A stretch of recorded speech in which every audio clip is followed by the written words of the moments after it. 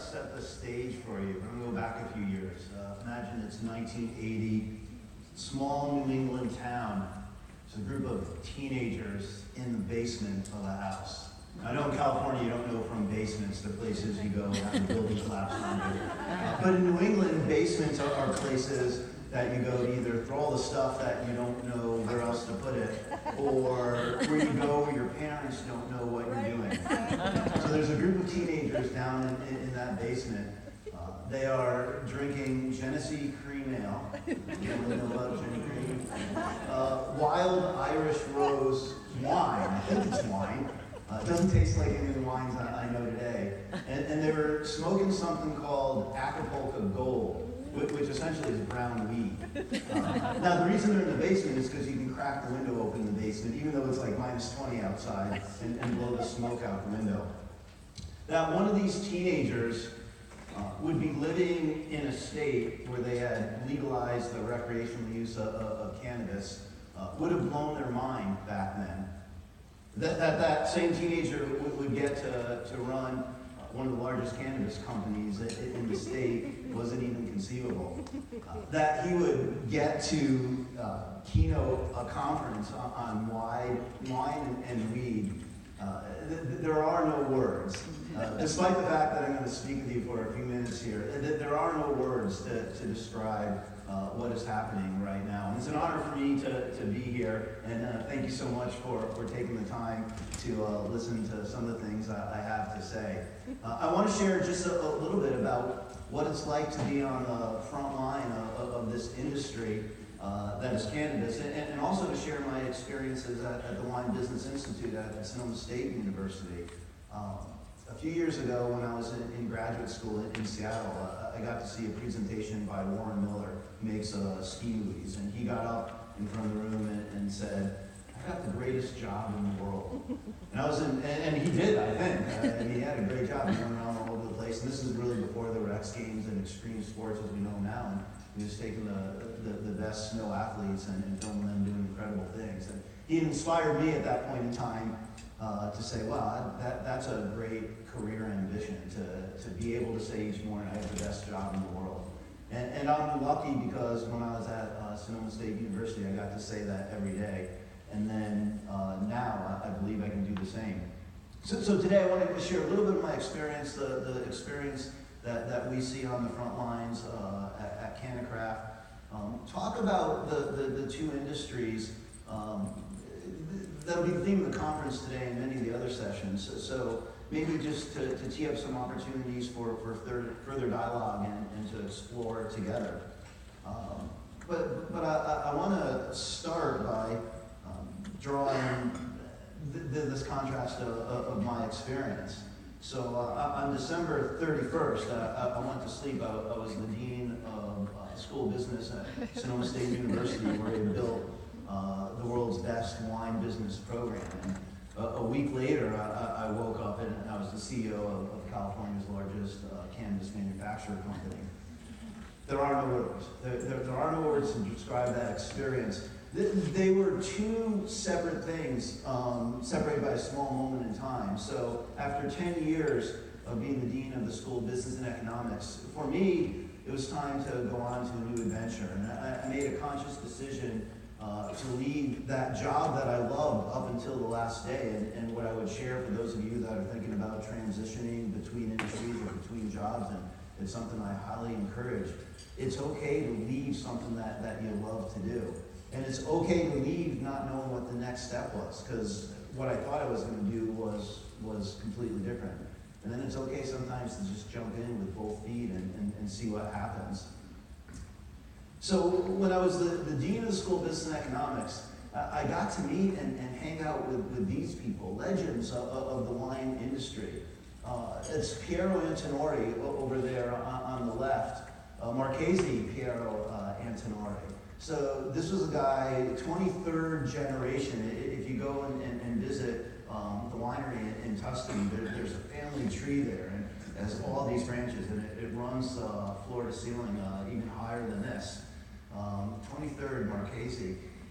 I think that's somewhere between Pope and King. I'm not quite sure of the Italian royalty. So This was a guy that took the Holy Sangiovese grape and had the audacity to pair it with these grapes from France, these Bordeaux varietals, and create this thing called Super Tuscan wine, which was a huge innovation at the time. Sir Peter Michael, who I think it was a year or 2 years ago, had the best wine in the world here in the North Coast, as rated by Wine Spectator. Took what he learned building a technology empire, applied that same discipline and knowledge to create a great winery here in the North Coast. Baron Eric de Rothschild. I mean, legends of the wine industry. Oh, and also, you know that guy in the end? He looks a little different. That's Sting. Yeah. So at the New York Wine Experience, where for 2 days, you go to these things called wine seminars. So there's no illusions about what this is. A wine seminar is 9 o'clock in the morning. There's 18 glasses in front of you. And for the next 3 hours, they pour them with liquid gold. And it's just a wonderful thing as you learn from the best people in the world about what's happening.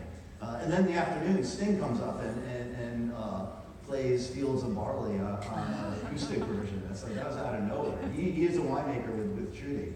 So I was hanging around with legends. And then this happens. And I would tell you that I'm still hanging around with legends. But the legends of the cannabis industry are a little bit different. To my left is Dennis Hunter. That's Sir Dennis to all of you.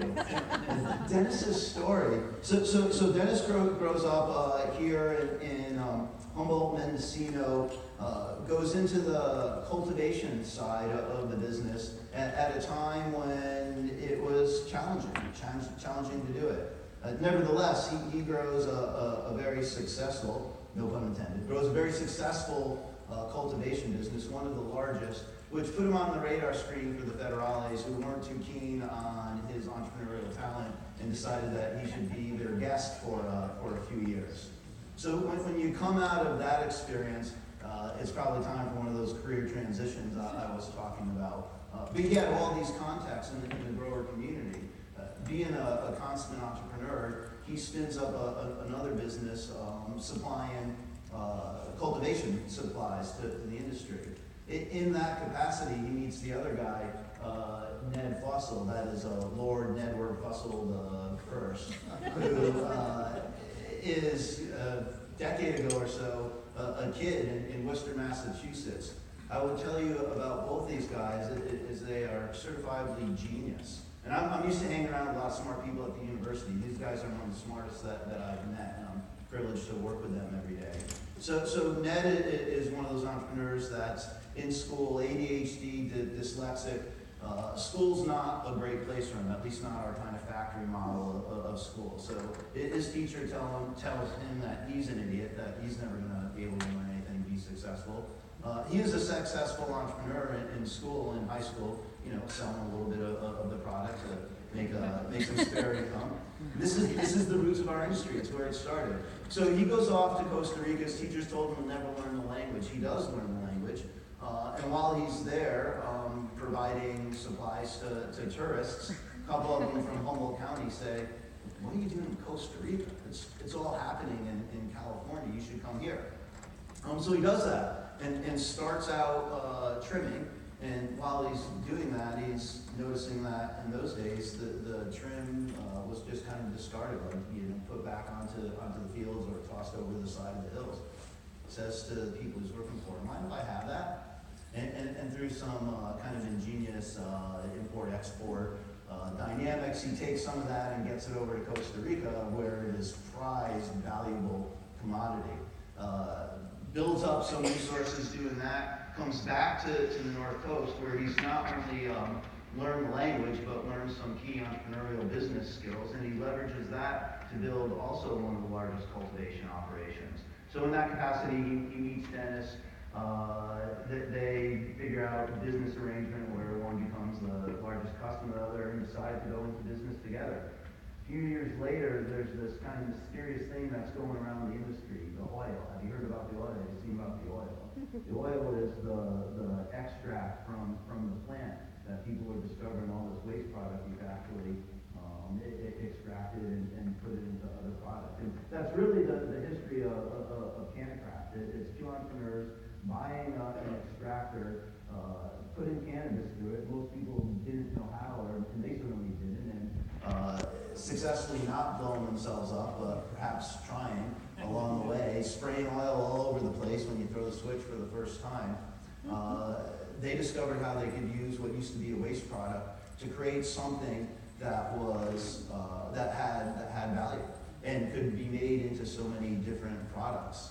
And not taking on an investment dollar, but building extractors, selling a couple, using a couple to be able to build their capacity. They created Cannacraft.